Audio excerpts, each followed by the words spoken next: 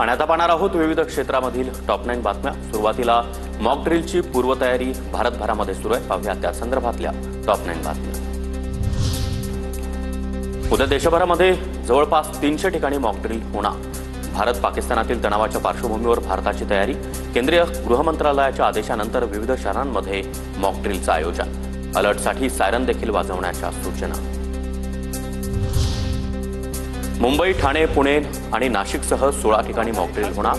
समुद्रकिनारी 4 तर शहरामध्ये 6 पथकं सादर करणार मॉक ड्रिल। सर्वच शहरांमध्ये मॉक ड्रिलची तयारी पूर्ण।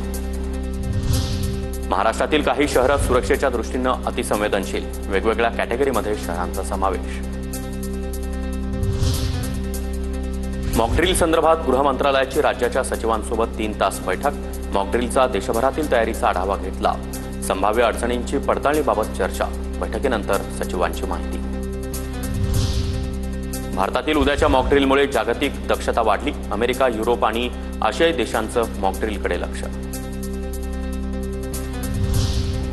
महाराष्ट्रात मॉक ड्रिलचं प्लॅन तयार। मुख्यमंत्री देवेंद्र फडणवीसांची माहिती।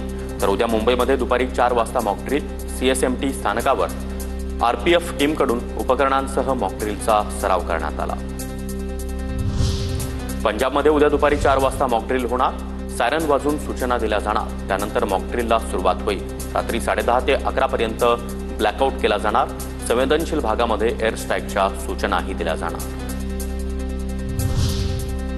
भाजप आणि संघ परिवार उद्या मॉक ड्रिलमध्ये सहभागी होणार। आरएसएस आणि भाजपचे नेते, खासदार, आमदार आपापल्या क्षेत्रामध्ये होणाऱ्या मॉक ड्रिलमध्ये सहभागी होणार।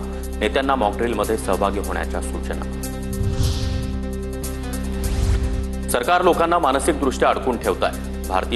भारताची जनता मानसिकदृष्ट्या मजबूत। उद्या होणाऱ्या मॉक ड्रिलवर संजय राऊतांची प्रतिक्रिया।